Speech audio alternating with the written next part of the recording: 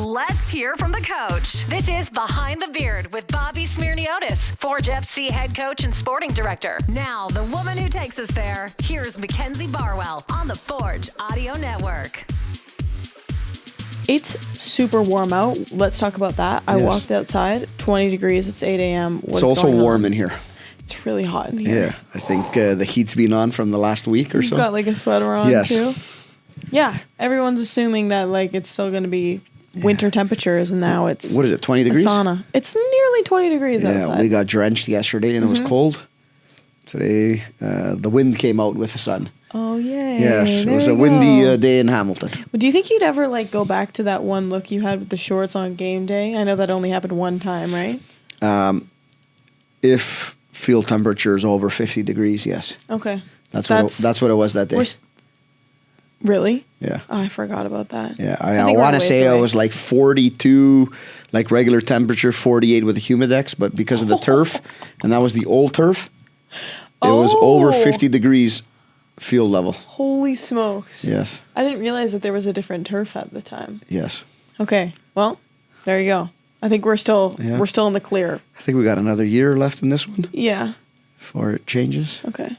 There you go. Tomorrow's Halloween. Yes. Do you decorate your house? Yes. Do I personally? No. But you have things out on the lawn. Like, are you the house that people are, like the kids are kind of scared to go to the front door? No. We don't go all out like that. Okay, so there's just a few things. It's more Christmas. We like to do more things. Oh, okay, yes. Yeah. Big Christmas guy. Really? Yeah, love Christmas. Oh my gosh. You know what you could be? Be careful. Well, I'm just saying, the beard, maybe with the hat. Like, you know, the mall Santa? My kids say it. Have they actually said that to you? Yes, they have. So you're Christmas over Halloween then? Yes. But the boys decorate around the house. That's so fun. To be honest, last night they were carving pumpkins. No way. Yes. Are they good? Oh, yeah. One had the face, but then my one son also did something on the back. Then they saw some other stuff online that they wanted to try. So I think there was 2 new pumpkins coming home today as well. That's so fun. Yeah. How many total then would there be? I think there will probably be 4 to 5 by the end of it. That's a pumpkin patch outside your house. Yes. Do your kids also like trade candy when they get back and do the whole, you know what I mean? Like dump it out and then they dump it out and they sort it out into categories. Yes. I go after the chocolates. The proper way, and you're like, thank you. Yeah. Okay. Sorry, I know we're off track, but I really wanted to get that out of the way. Twix. Okay, what's the best one? Snickers. Okay. Coffee crisp for me. Nah. This wasn't actually supposed to be like this long-winded. Got it. Okay. Right. But this tends to happen with us. I've got a few things planned, hence the computer. It's not because I'm unprepared before you say that. It's just because there's a lot to talk about. And at the end, I'm going to introduce some riddles to Behind the Beard. There we go. For the first time. Excellent. Okay. So let's start by talking about this game against Cavalry. Yep. Looking at the starting 11 for Forge, I think some people were surprised to see Noah not there, and he came off the bench obviously closer to the 65th minute. We've talked a lot about the rotation that happens in the center midfield, and we know that that's not uncommon. But what in particular were you looking from that group in Bex, Borges, and Ali on Saturday? Yeah, there's no doubt we have some excellent midfielders, and whoever you play, you're going to leave somebody out who should be playing. So, you can look at it that way. Decision we made for the game, we thought, that was going to be the best way to start the game and then being able to influence the game off the bench. And that's the decisions you make as a coach. And if it had been flipped the other way around, we would have left, arguably an MVP of the season on the bench to bring him off. So you can't really judge one from the other. You look at certain little nuances in the game, maybe wanting a player a little bit higher up on the pitch, playing between the gaps based on being left-footed in certain half space. So there's a lot of little things that go into it. And that's something that you evaluate each and every game on, what's the game, who are you playing against, what are the opponents, what are their strengths in those areas, and who we think is going to do the best job for us there. Yeah. Okay, I want to talk about one thing regarding Ali. Specifically, I'm sure you remember the moment where he essentially levitated on the goal line to keep the ball from going in. And I think sometimes his defensive efforts can go unnoticed. And understandably, the flashier moments are when he scores from outside the box and such. So what can you say about how much of a defensive cornerstone Ali has been for this group? Yeah, usually, you don't notice him because he's usually in the right spot. And when you're in the right spot, you're just there. You're just there. Right? So you're not running doing, back. you're not doing recovering. something at 100 miles per hour. You're not tackling in an last-ditch effort. Yes. He's usually in the right spot. And on that play you're talking about, again, he's in the right spot. It's just, it's obviously closer to our goal, so you pay attention to it more. Yeah, exactly. Yeah. But that's what he does in the game. He's in the right spots and the right areas to cut off passing angles. Sometimes it's not even him dealing with the ball. It's where he positions himself that keeps the opponent from being able to pass into a certain part of the pitch. And that's just as important as, picking off a pass, clearing a ball and all of that stuff. Yeah. The first and only goal that was scored was near the 30th minute. And you mentioned in the press conference, you conceded it in a uncharacteristic way, but you appreciated the way that the team responded in terms of pushing forward, particularly in the second half. So I wanted to ask what you liked about the team's performance in the latter 45 minutes of that game.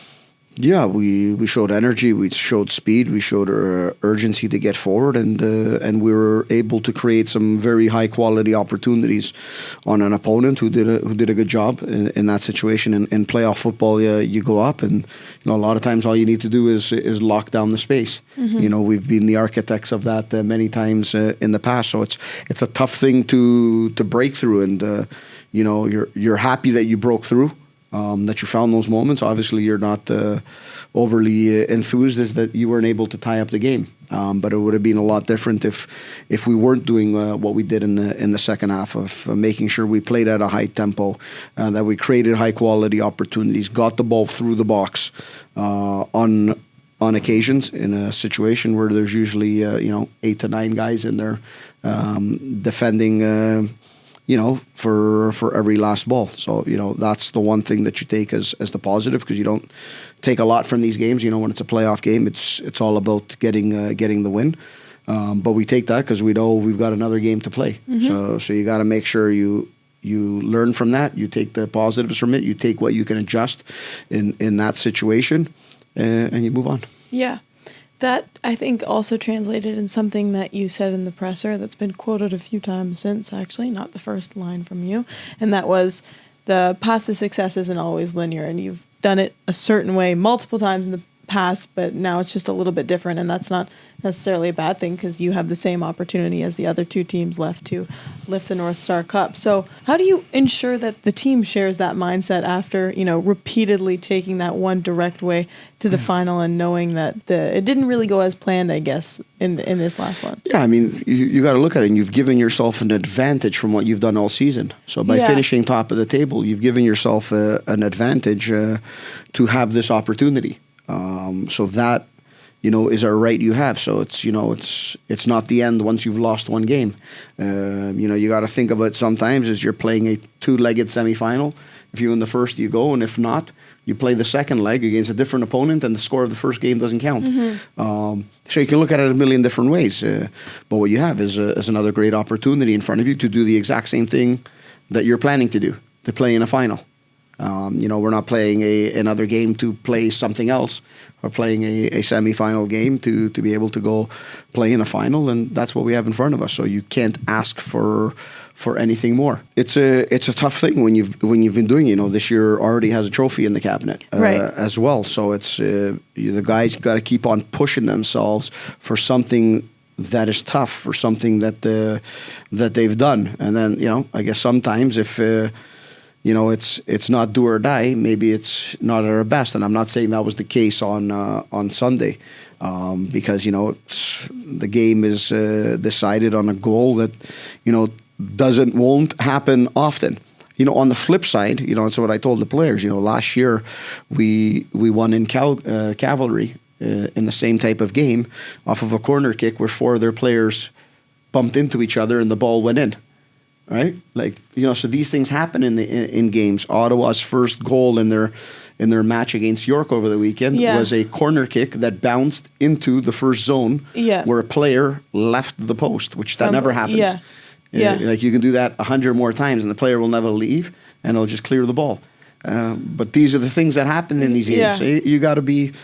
you got to be prepared for it, and you got to know that that's going to happen. The goal can come from any which way, and that's kind of been the message this week as we prepare for the game with Ottawa.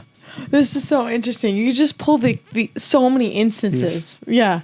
Yeah. Okay, one other thing regarding the Cavalry game, and you spoke about this, the way that Benny and Nana were sort of interchangeable in the sense where Benny came in centrally and then helped out Jordan, and Nana could have been more effective potentially out wide in terms of breaking Cavalry's line after they went into a low block from scoring. So how important do you think that will be for them to maintain that sort of dynamic and flexible relationship this weekend as well? Yeah, I think you look at different phases of the game. You see what situations are arising with defenders and who can make a better impact in that moment. Sometimes you may have an outside back who's tired a little bit, and you give him a different look, as opposed to the same guy he's been seeing all the time. You try and move things around, and that's what we did in the last game with moving Nana out wide and bringing Benny in a little bit closer inside, just to give a little bit of a different look and a different path towards the goal, and that worked out for us. In that 10 to 15 minutes, it gave us a good spark and an ability to get more aggressive towards goal. So it's something we look at each and every game. It's just how we use little nuances in the game and move players in different zones that maybe can give us an edge. Yeah. Okay, I want to talk about some CPL awards. A few came out within the past couple days, but before that, I was thinking about the sorts of things that are in the Forge locker room, and I thought it would be cool to share one in particular with the fans, and that is when you're exiting the door that's closest to the center tunnel, there's a wall of photos of players and their families. What does that sort of mean to the team and to you to have that?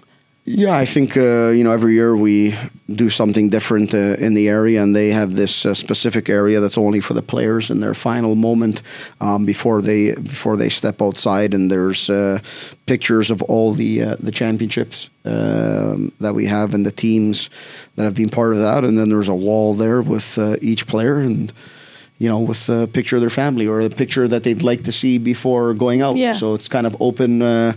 To the players, and that's I think, a good point. Yeah, and I think all of them or the most of them have gone with pictures of their family, and that's the last thing they'll see before they go out. Because we always talk about why you play this game. You play this game for the love that you have for it. You play this game for your family that you represent, for your club, and for the supporters.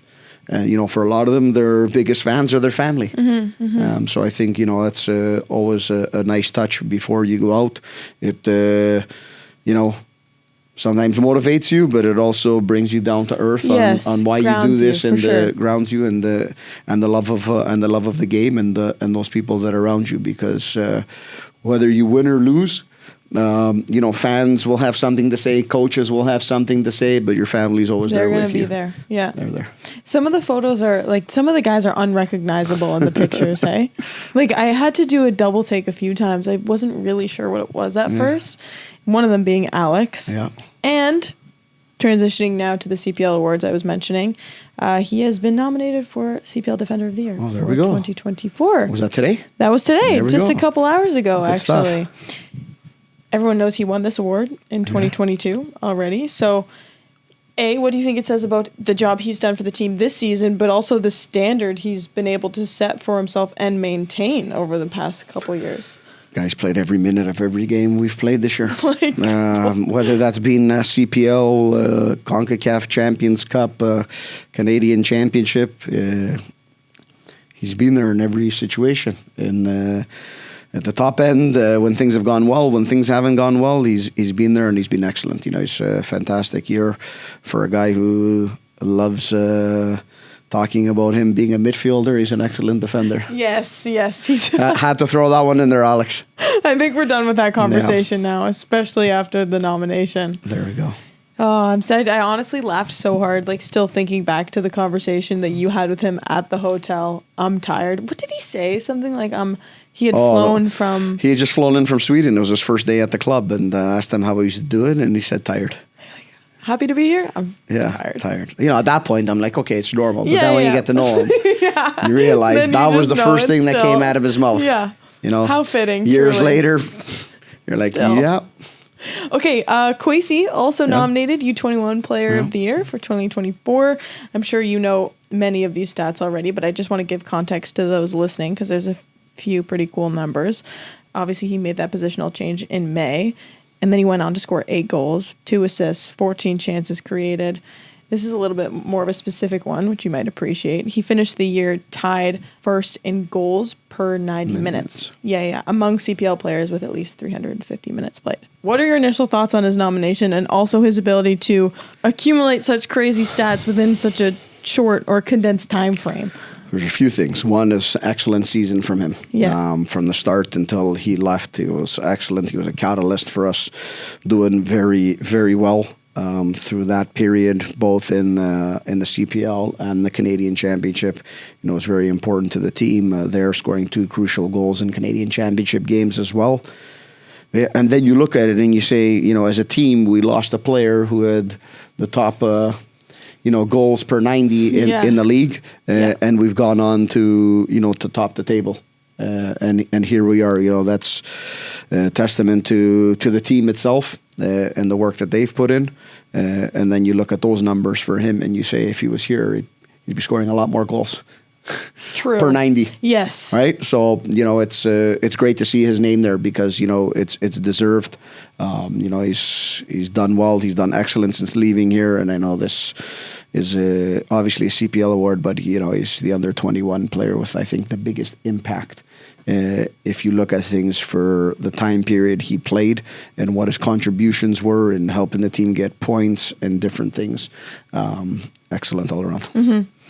I went to the game. I was telling you the Canada-Panama game, and I don't even know if I can admit this, to be honest. Also, I should say, I think it's important that you reference, he had a great season overall. I think people tend to forget, who he was before that striker era of him, correct, if you will. 90th minute rolls around.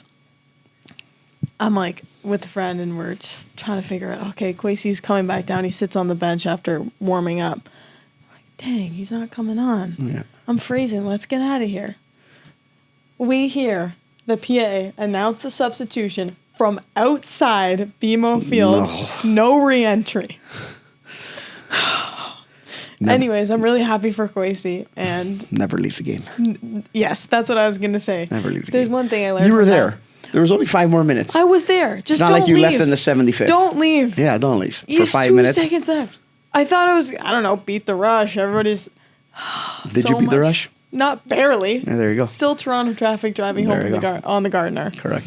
Moving on. This weekend, as you said, you earned your right to a second semifinal.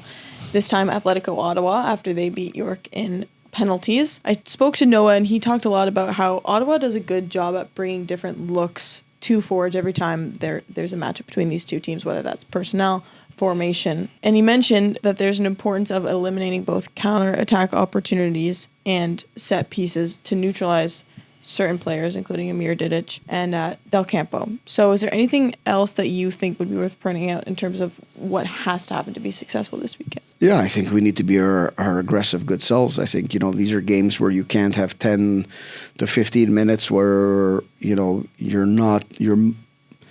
you're not locked in on the intangibles of the game, the winning the duels, the recovery runs, and all the things that have nothing to do with the ball. Mm-hmm. I think that needs to be top because on the ball we do a very good job.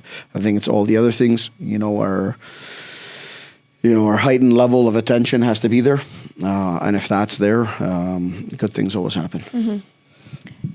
I also want to ask about the excitement of playoffs because I think there's a perception that the intensity comes with a negative connotation, and I talked to Dav this morning and he said, people don't understand that we want this. Correct. Players want the pressure, the buzz around the media, it affects the way that they play and the extra sprint that they have. So what do you think, whether that's talking to the fans, the players, staff, what is so important and more, I guess, on the positive side that comes with games like these? I think players, at least I can talk about the players that play for us. They enjoy the attention. They enjoy the crowds. They enjoy the atmosphere. They enjoy more media. All that hype around the games, that gives a bigger adrenaline rush to anybody playing. And if it doesn't, you're not going to succeed in this sport or any sport that you take part in. And I think that's what makes the difference sometimes in players. It's their ability to rise to occasions. It's their ability to keep on going, even though it's something you've already done.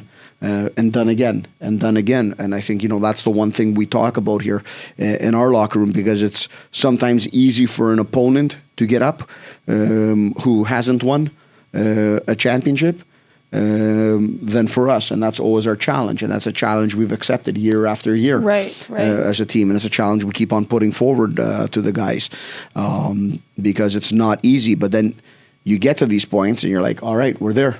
Mm-hmm. Here we go.